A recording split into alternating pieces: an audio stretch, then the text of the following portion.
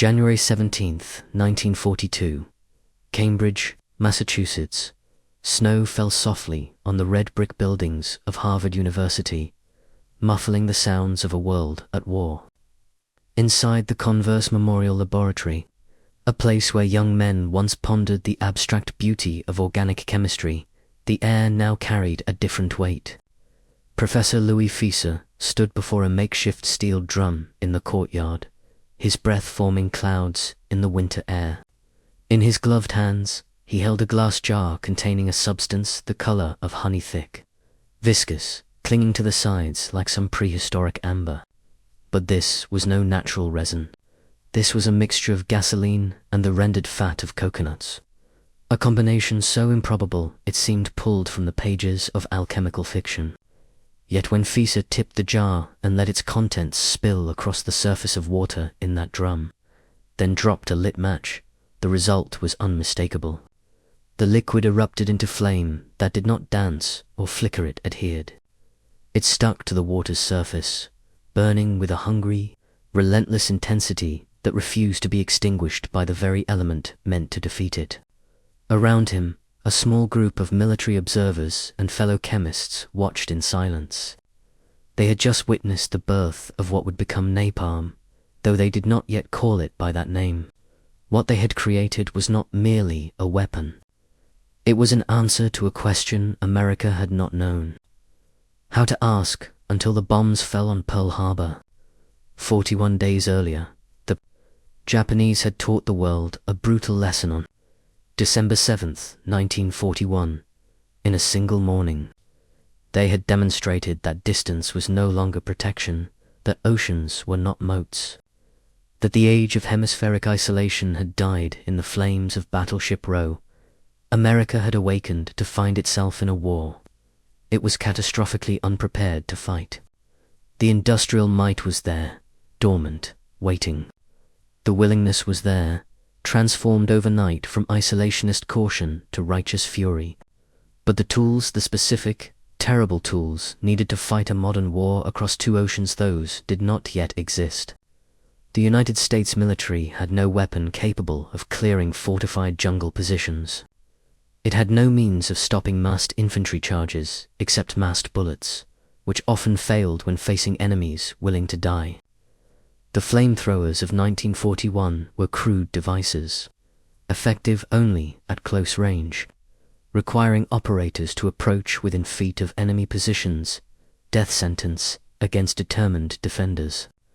And the incendiary bombs in America's arsenal were little more than large Molotov cocktails, ineffective against the dispersed, dug-in enemy forces that would characterize the Pacific War.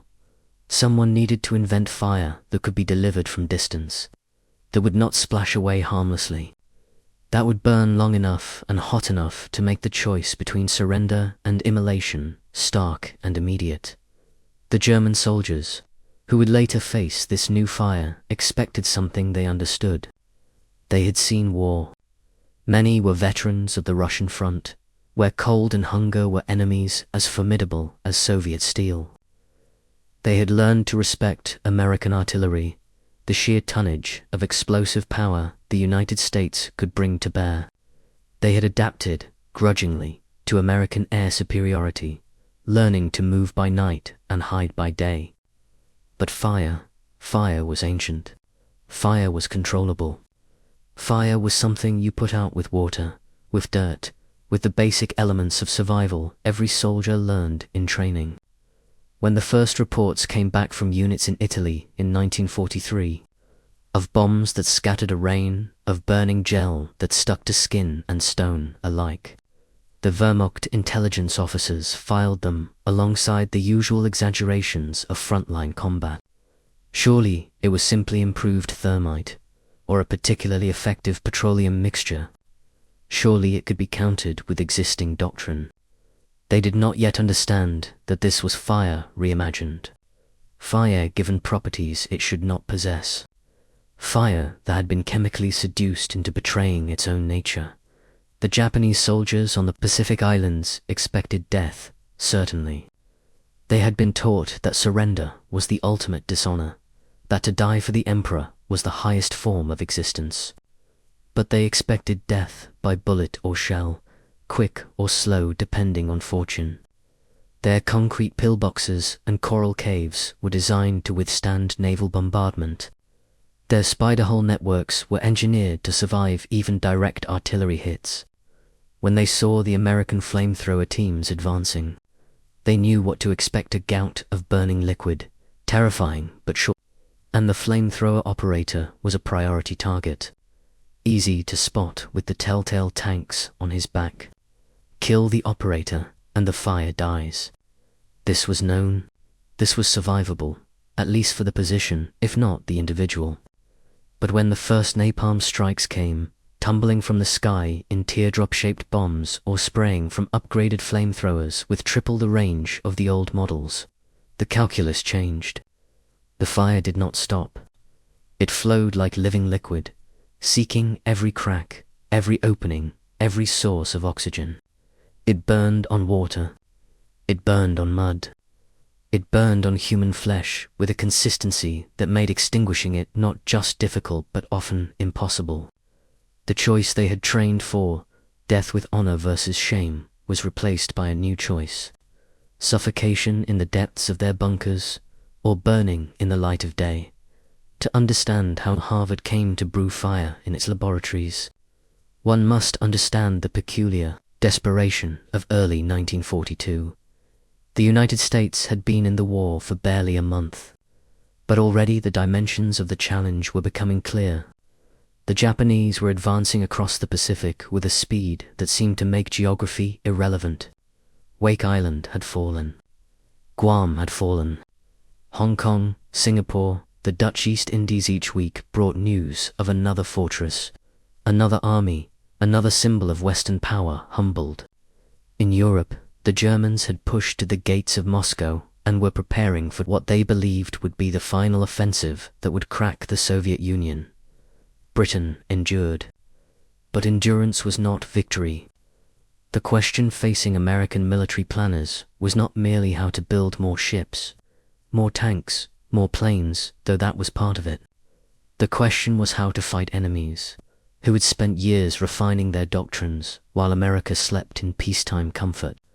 The Japanese had perfected jungle warfare. The Germans had perfected combined arms tactics. What did America have? Industry, yes. Resources, certainly. But wars are not won by potential. They are won by application, by the specific and immediate answer to the question: how do we kill the enemy more effectively than he kills us? The Chemical Warfare Service, an unloved stepchild of the War Department, had been working on incendiary weapons since the previous decade, but progress had been fitful. The problem was simple to state, but maddeningly difficult to solve.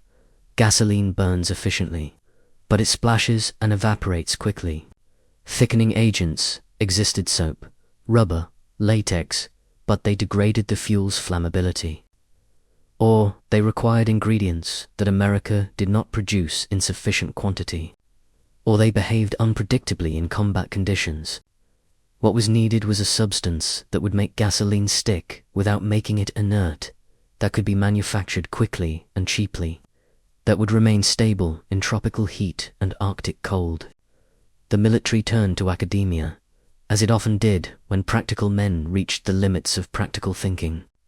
Harvard's chemistry department was among the best in the world, and Louis Fieser was among its stars, a specialist in organic chemistry who had made his name studying natural products, the complex molecules that plants and animals synthesize for their own purposes. He understood fats and oils at a molecular level, understood how carbon chains could be manipulated, understood that the key to making gasoline cling was to change not the gasoline, but the structure of the thickening agent itself. Fieser's team worked with an urgency that erased the boundary between basic research and applied engineering.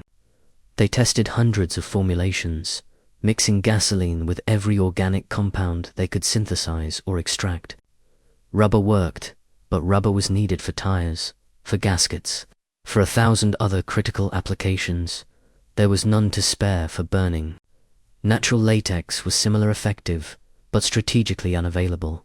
Since the Japanese had captured the rubber plantations of Southeast Asia, the breakthrough came from an unlikely source: coconut oil. Not the oil itself, but the aluminum salts of the fatty acids derived from coconut oil: aluminum naphthenate and aluminum. When these salts were mixed with gasoline, they formed a gel with remarkable properties. It was thick enough to spray from a flamethrower in a coherent stream rather than a diffuse mist. It adhered to surfaces, both vertical and horizontal. It burned at temperatures exceeding 2000 degrees Fahrenheit. And crucially, it could be manufactured using coconuts, which grew in abundance in the Philippines, in the South Pacific, in every tropical region where America needed to fight. The irony was almost poetic. The weapon that would help defeat the Japanese empire was thickened with oil from trees growing in territory the Japanese had conquered. They called it napalm, a contraction of naphthenic and palmitic acids, the two key components. The name was sterile, technical, devoid of emotion. It gave no hint of what the substance would mean, how it would transform warfare, how its very mention would come to evoke horror and controversy. In those early months of 1943, as the first batches were being produced in earnest, napalm was simply a solution to a tactical problem. It was not yet a symbol. It was not yet a moral question.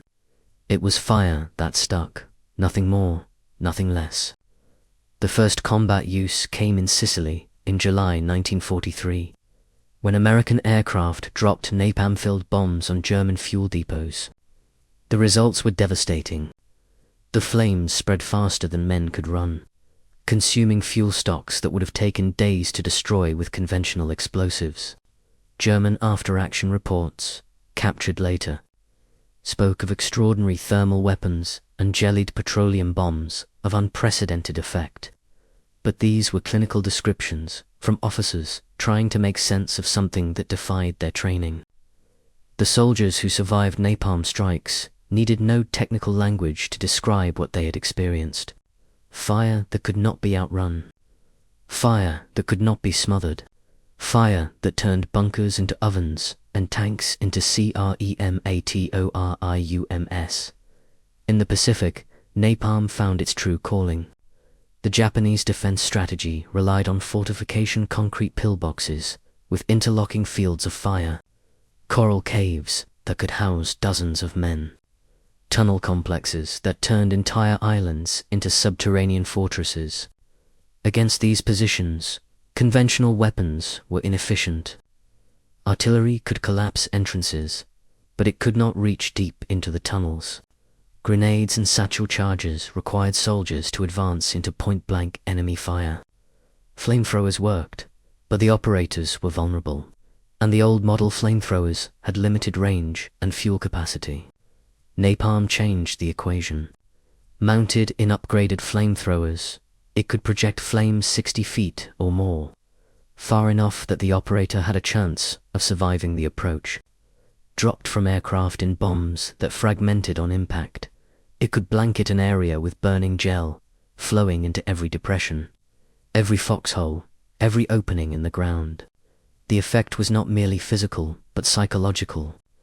Japanese soldiers who might have endured days of artillery bombardment, who might have fought to the last man against infantry assault, found themselves facing a choice no amount of indoctrination had prepared them for. Burn alive or abandon the position. The Battle of Tinian, in July 1944, provided a demonstration of napalm's tactical effectiveness. The island was heavily fortified, with thousands of Japanese troops dug into positions that American planners estimated would take weeks to reduce and cost thousands of casualties. The invasion began with a massive napalm strike aircraft dropping hundreds of bombs across the suspected defensive lines, followed immediately by marine landings while the fires still burned. The Japanese defenders, disorganized and traumatized by the burning, were unable to mount the cohesive resistance that had characterized earlier island battles. The island was secured in 9 days, with American casualties far below projections. Military analysts noted the numbers with satisfaction, and orders went out for increased napalm production. What the analysts did not record, what did not appear in their reports, were the accounts of Marines who walked through the aftermath, the smell that was not quite burning wood and not quite cooking meat, the positions where men had clawed at coral in futile attempts to dig deeper, the shadows burned into rock where bodies had been before the flames consumed them. German soldiers on the Western Front, facing the prospect of American advance through France after D-Day, received instructions on countering incendiary weapons. The Wehrmacht, nothing if not thorough, had developed doctrine for everything, and incendiary attacks were no exception. Seek hard cover, avoid wooden structures, prepare water and earth for suppression, move quickly through areas of fire. The instructions were sound, based on decades of experience with conventional incendiaries. They were also largely useless against napalm. The substance had a quality that the German manuals could not account, for it was adhesive in a way that defied intuition. Water, rather than extinguishing napalm, often spread it, carrying burning gel into new areas. Earth could sometimes smother it, but only if applied immediately and in quantity. And men on fire rarely had the presence of mind for such measured response. The hardest lesson, learned in foxholes and farmhouses across France, was that napalm was not a weapon you survived through training or discipline. It was a weapon you survived through luck, or you did not survive at all. What did the enemy expect? They expected American wealth to manifest as quantity more tanks than they could destroy, more planes than they could shoot down, more soldiers than they could kill. This much they had prepared for, this much was within the framework of their understanding. The German war economy had been organized around quality over quantity, building smaller numbers of superior machines operated by elite troops. The Japanese had embraced spiritual superiority, the belief that will and training could overcome material disadvantage. Both had, in their own ways, made peace with the idea that America would outproduce them. What they had not expected was that American wealth would manifest as innovation, as the ability to invent new forms of death faster than the enemy could adapt. The Germans had created the Tiger tank, a masterpiece of engineering that required thousands of man-hours to build. The Americans had created napalm, a substance that could be mixed in improvised facilities and deployed from existing aircraft. The cost differential was not even comparable. The strategic implications were profound. America was not merely outproducing its enemies, it was outthinking them, applying industrial creativity to warfare in ways that rendered traditional military planning obsolete. By 1945, napalm had become routine. It appeared in weapon loadouts without comment, was mentioned in after-action reports with the same casualness as high-explosive shells or machine gun ammunition. The shock had worn off. The innovation had become doctrine. American forces used napalm to clear landing zones in the Philippines, to burn out defensive positions in Okinawa, to destroy Japanese cities in the final months of the war. The Tokyo raid of March 9, 1945, dropped nearly 2,000 tons of napalm on a city built largely of wood and paper, creating a firestorm that killed an estimated 100,000 people in a single night. It was, by any measure, one of the deadliest single air raids in history, exceeding even the atomic bombings that would follow 5 months later. The men who planned the raid, who flew the missions, who mixed the napalm and loaded it into bombs, did not think of themselves as war criminals or mass murderers. They thought of themselves as professionals doing a necessary job. The Japanese had started the war with a surprise attack. The Japanese had committed atrocities across Asia. The Japanese refused to surrender despite facing certain defeat. Napalm was simply the tool that would end the war faster, saving American lives and, the logic went, Japanese lives as well. By making the futility of continued resistance impossible to deny the coconut oil, that original ingredient from the Cambridge laboratory, took on a symbolic weight as the war progressed. Here was American innovation distilled to its essence, taking a tropical product, useless for warfare in its natural form, and transforming it through industrial chemistry into a weapon of unprecedented lethality. The coconut palm, symbol of lazy tropical paradise, became a contributor to mechanized death. There was something darkly appropriate about this, something that captured the total nature of modern war. Nothing was neutral. Everything could be weaponized. The fat extracted from a plant that provided food, oil, fiber, and shelter to millions across the Pacific was rendered down and mixed with petroleum, becoming a substance that made flesh and would burn with equal efficiency. And the coconuts kept growing, kept producing, kept feeding the production lines that turned out napalm by the ton, an agricultural product serving an industrial war in ways the farmers who harvested them could never have imagined. For the German soldiers captured in the final months of the war, interrogation often revealed a common theme: exhaustion, not merely physical but conceptual. They had adapted, repeatedly, to American tactics and weapons. They had learned to respect American artillery, to hide from American aircraft, to conserve ammunition when facing American infantry assaults. But the adaptations came too fast, the innovations too frequently. By the time doctrine was developed to counter one American advantage, another had appeared. Napalm was simply the most visceral example of a broader pattern. The Wehrmacht, which had begun the war as the most technically advanced military on Earth, had been out-innovated by an enemy it had dismissed as materialistic and uncreative. The Japanese faced a similar reckoning. The Imperial Japanese Army, which had conquered half of Asia through superior night-fighting tactics and willingness to accept casualties, found those advantages meaningless when the enemy could simply burn you out of your positions from 100 feet away. The spiritual preparation that was supposed to make Japanese soldiers invincible against Western softness proved inadequate when the choice was burning or suffocation. Asterisk, what changed? Not merely tactics or casualty rates, though those changed dramatically. What changed was the psychological landscape of warfare itself. Soldiers throughout history had faced fire, from Greek fire to incendiary arrows to flamethrowers, had developed a certain fatalism about it. Fire was a weapon like any other, terrible but comprehensible, part of war's ancient catalogue of horrors. Napalm broke that continuity.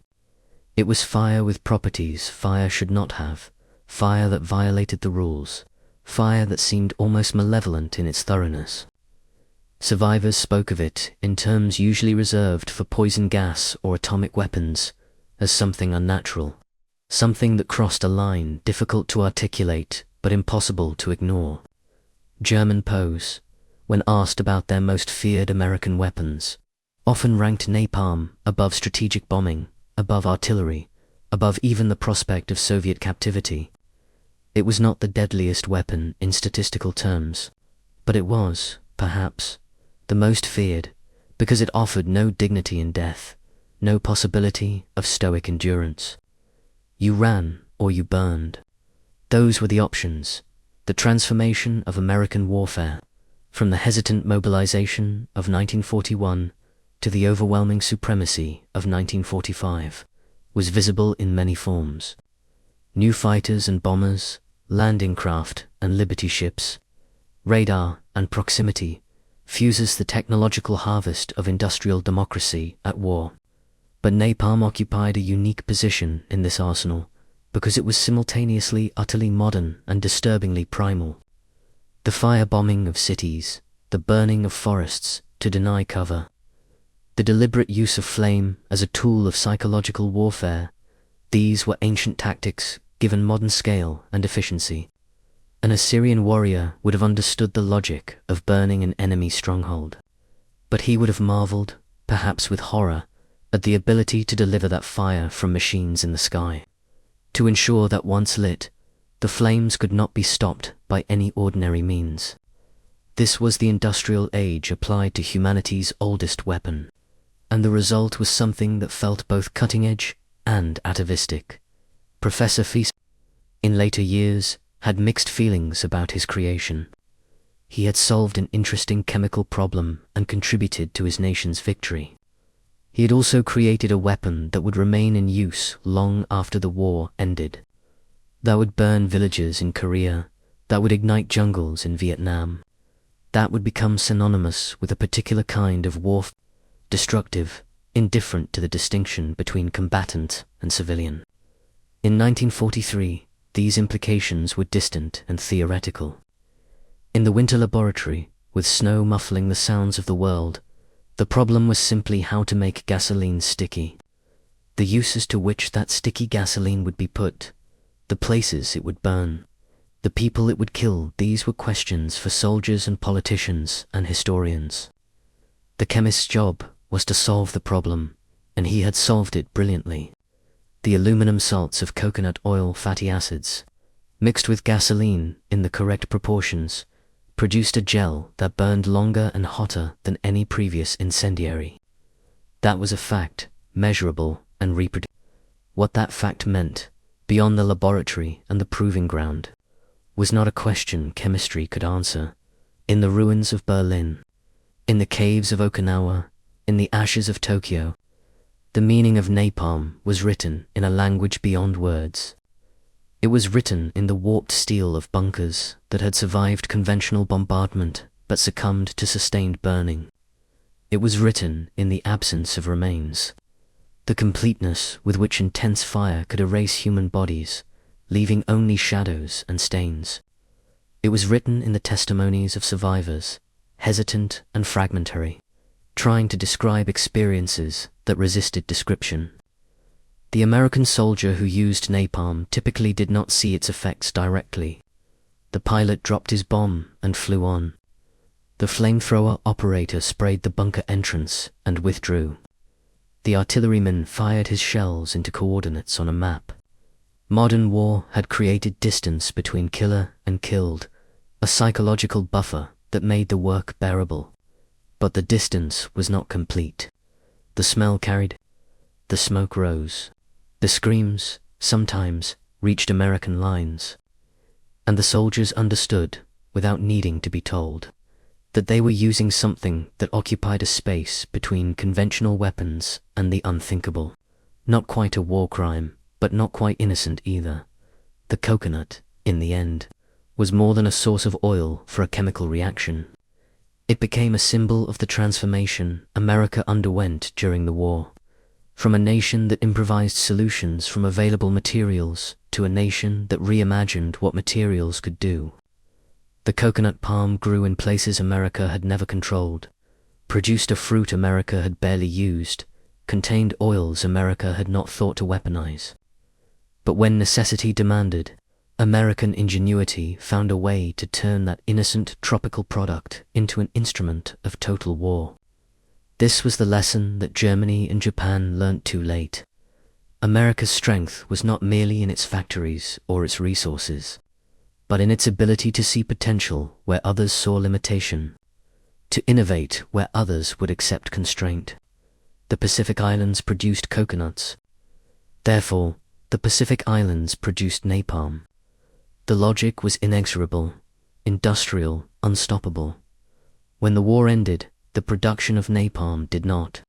The substance had proven too useful, too effective, too aligned with America's way of war-preferring technological solutions that minimized American casualties even when they maximized enemy suffering.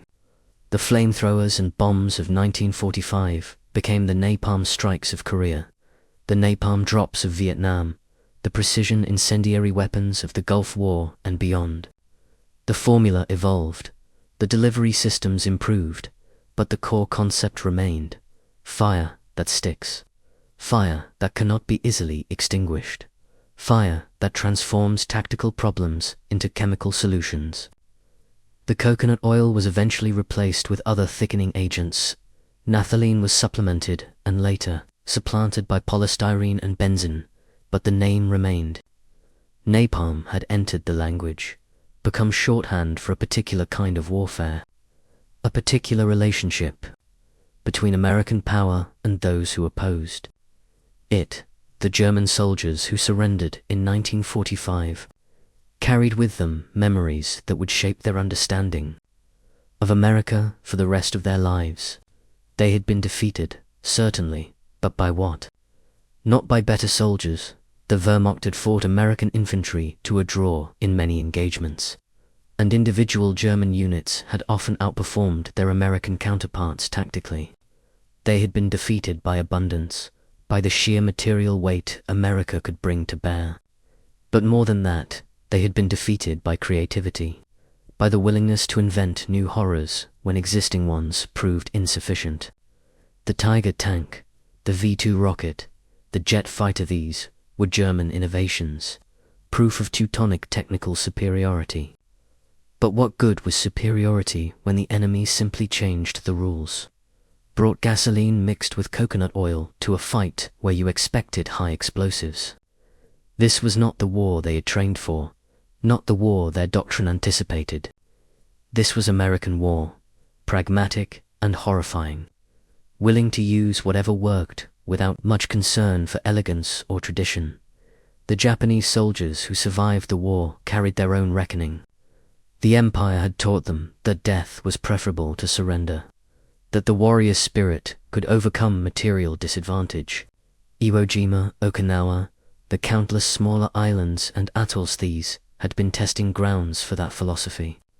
And the philosophy had failed, not because Japanese soldiers lacked courage, but because courage was irrelevant when burning gel flowed into your tunnel complex and consumed all the oxygen, leaving you the choice of suffocation or burning. The Americans had found a way to make bravery meaningless, and that was perhaps the deepest wound of all. You could not fight napalm with spirit. You could not overcome it with discipline.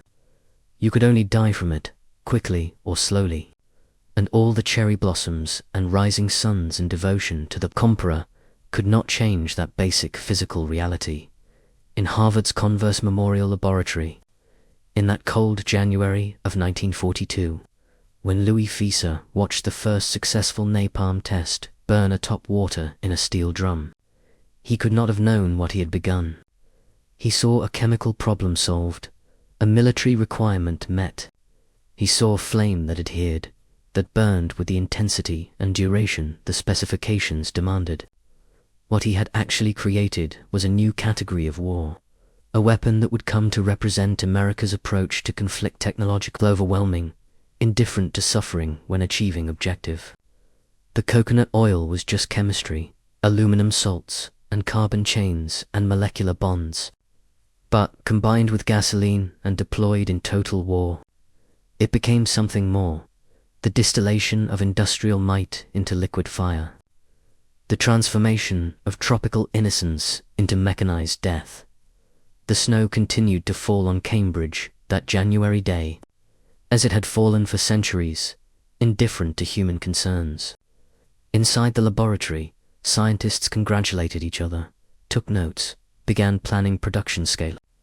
They were patriots serving their country, intellectuals applying knowledge to practical problems, the very best of American academia contributing to the war effort. They were also, though they could not yet know it, creating a legacy that would haunt American consciousness for generations.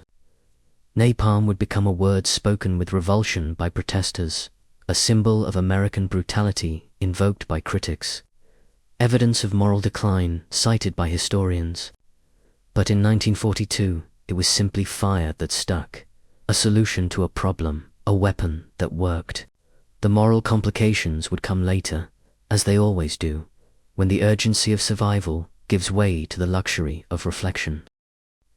The fire burned on water that day, an impossible thing made possible through chemistry and necessity. It burned in a controlled test, contained within a steel drum, observed by scientists with clipboards and soldiers with acquisition requirements. Within 2 years, the same fire would burn across islands and cities, would consume forests and fortifications, would make the intractable tractable through the simple expedient of overwhelming heat. The coconut oil, mixed with gasoline, had become an answer to a question that went beyond tactics or strategy. It had become an answer to the fundamental question of modern war. How do you force an enemy to surrender when they have chosen not to? You make the alternative to surrender literally unbearable. You give them fire that cannot be escaped, heat that cannot be endured. A choice so stark that even the most indoctrinated soldier will choose life over doctrine. This was America's gift to modern warfare, not merely the quantity of destruction, though that was impressive enough, but the creativity of it, the willingness to innovate in the service of annihilation. The Harvard chemists who brewed the first batches of napalm were emblematic of a larger transformation. The mobilization of American intellectual capital alongside its industrial might. Other nations had chemists and laboratories and universities, but only America had the combination of academic freedom, industrial capacity, and military necessity that could take a professor's experiment and turn it into mass production within months. From laboratory bench to battlefield in less time than it took to build a battleship, and far more cheaply. This was the new calculus of war, and America had written the equation. 70,000 Japanese soldiers died in the battle for Okinawa. Many of them burned to death in their positions. 100,000 German soldiers died in the raw pocket, trapped in cities set ablaze by incendiary bombing.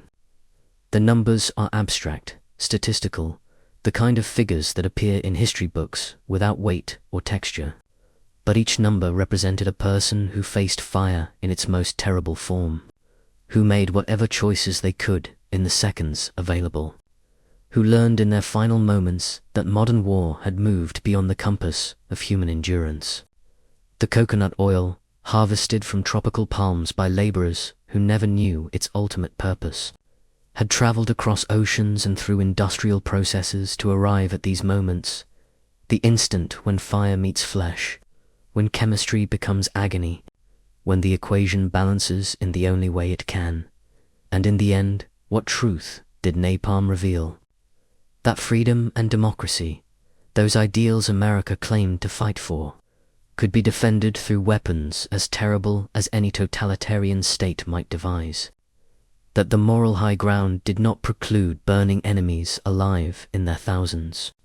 That abundance of resources, of innovation, of willingness to apply industrial methods to human destruction, was itself a form of power that no amount of fanaticism or discipline could counter. The German soldier in his bunker, the Japanese soldier in his cave, they both learned the same lesson, that America would use whatever worked, would invent whatever was necessary, would bring to bear a creativity in killing that matched its creativity in every other domain. The coconut became napalm, became fire, became victory, and the logic was as relentless as the flames themselves. The snow that fell on Harvard in January 1942 has long since melted. The chemists who mixed gasoline and coconut oil are dead or dying. Their memories of that breakthrough moment fading into history, but the fire they created burns still, in military arsenals and historical consciousness, in the nightmares of those who survived it and the judgments of those who condemn it. It burns as a reminder that war, total war, modern war, demands innovation as much as courage, demands creativity as much as industry, demands that civilian scientists become instruments of military necessity. The coconut oil made the fire stick. That was all it was meant to do. That it also made history stick, made moral questions stick, made the burden of American power stick to the national conscience. These were effects beyond the scope of chemistry, beyond the intention of invention, beyond anything that could be predicted in a Cambridge laboratory on a winter day when the world was still learning how terrible war could become. And so the fire burns on, in memory and metaphor, a symbol of what happens when abundance meets necessity, when intellect serves violence, when the distance between a peaceful coconut grove and burning city is bridged by nothing more than human ingenuity and human will. This was the fire America invented when it had no napalm, in 1942. This was the solution Harvard chemists provided when asked to make gasoline sticky. This was the weapon that changed war, that made fortifications obsolete, that taught enemies they could not hide, could not endure, could not resist the inevitable conclusion of industrial democracy, aroused and armed and determined to prevail. The coconut oil was just chemistry. The napalm was just tactics. But the meaning burned deeper than any flame, burned into the understanding of what America was willing to do, what it was capable of becoming, what price it would demand from those who forced it to choose between its ideals and its survival. The choice, in the end, was made not with words, but with fire, and the fire that stuck revealed a truth that no amount of propaganda or principle could obscure, that America at war was limited only by its imagination. And its imagination, it turned out, was terrible and vast and as relentless as the flame itself.